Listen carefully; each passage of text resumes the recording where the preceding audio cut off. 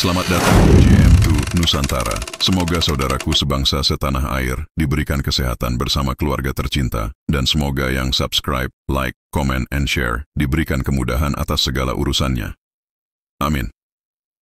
Mari kita raih Indonesia Emas 2045.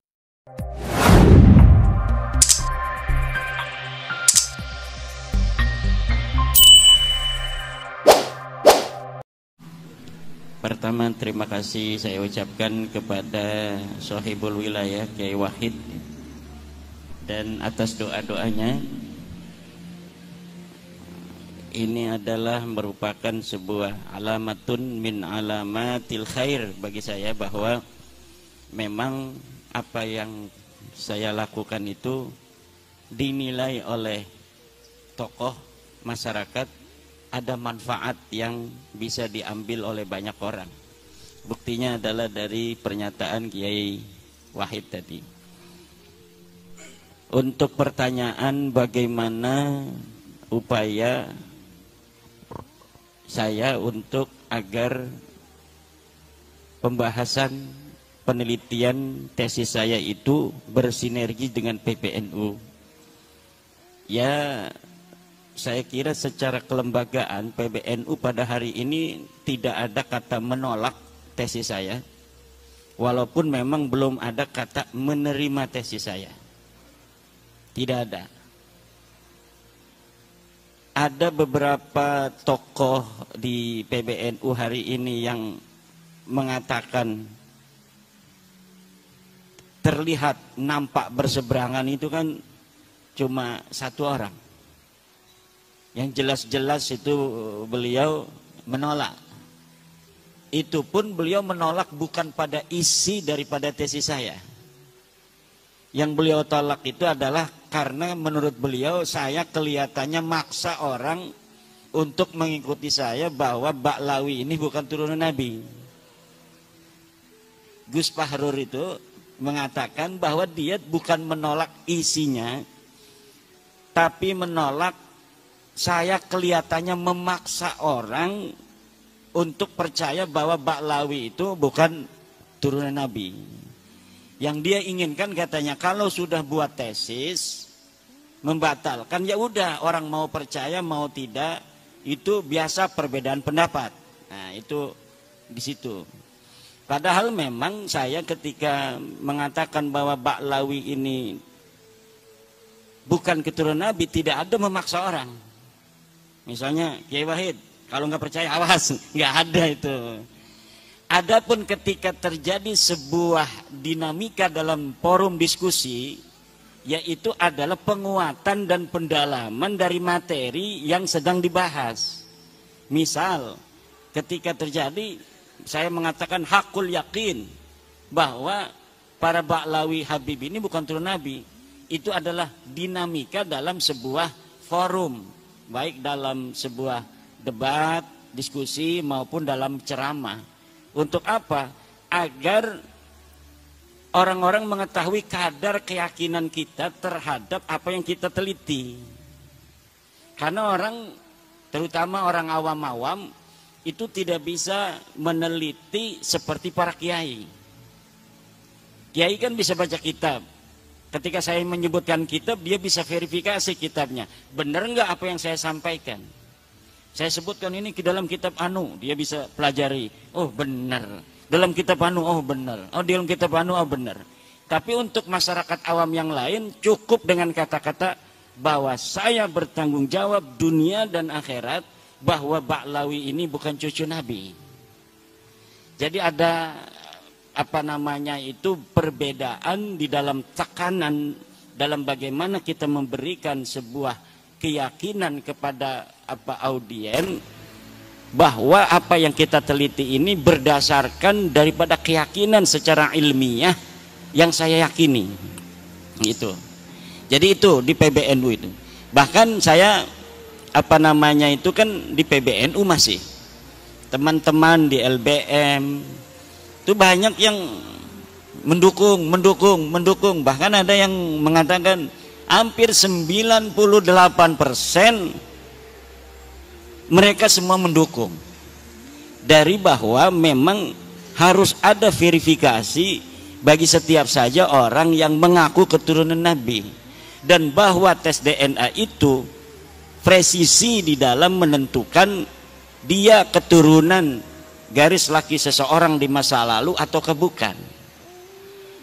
Nah, adapun pernyataan orang tua kita Rais Am Kiai Miftahul Akhyar, itu beliau menegaskan bahwa itu bukan pernyataan seorang Rais Am. Beliau sendiri yang mengatakan, itu katanya pernyataan saya sebagai Miftahul Akhyar. Coba masih ada pidatonya itu dalam rekaman pengajian beliau setiap hari Jumat pengajian hikam, bahwa pernyataan itu bukan pernyataan beliau sebagai seorang Rais Am, tapi beliau itu pernyataan sebagai seorang ilmuwan Miftahul Akhyar.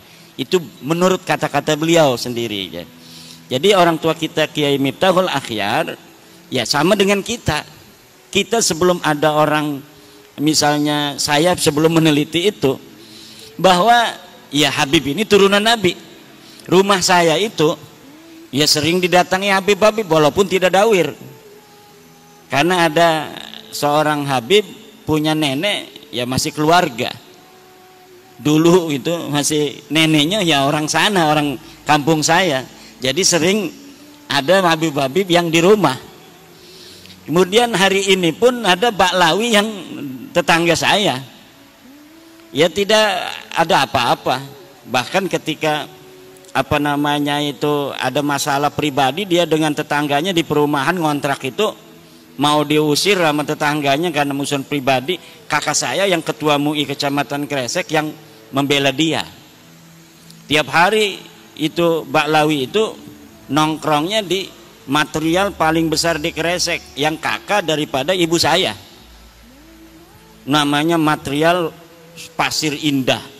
Itu tiap hari Baklawi itu nongkrongnya di situ, temenan dengan anak daripada kakak ibu saya itu. Jadi tidak ada masalah.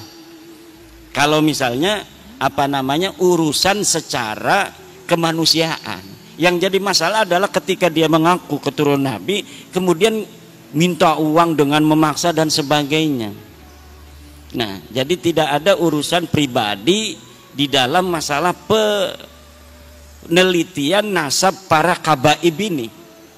Ketika kita sudah mengetahui bahwa seseorang ini adalah bukan turun Nabi, hukumnya wajib bagi siapa saja untuk memberitahu kepada yang lainnya.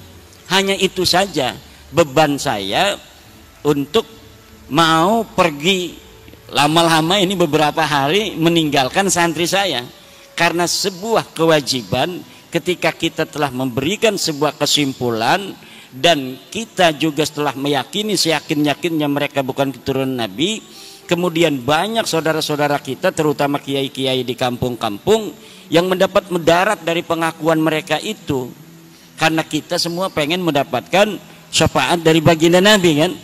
Akhirnya dimanfaatkan oleh oknum-oknum ini untuk kepentingan mereka dengan pengakuan mereka.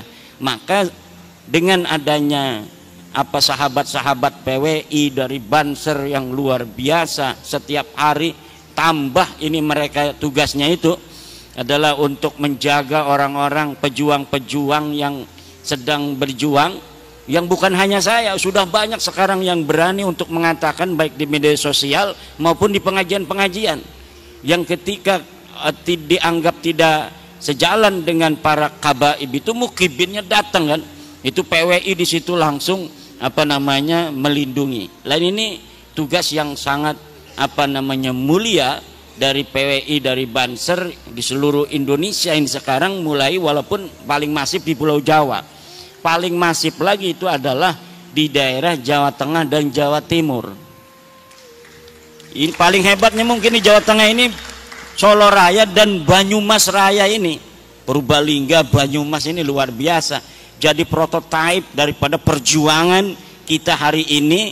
Kalau dulu perjuangannya langsung dengan perjuangan senjata, sekarang perjuangannya dengan perjuangan pemikiran. Termasuk Kiai Sahal ini perjuangan pemikiran, perjuangan dana, perjuangan mungkin akan banyak orang yang mukibin itu nanti mencela, mencaci, itu harus siap ya.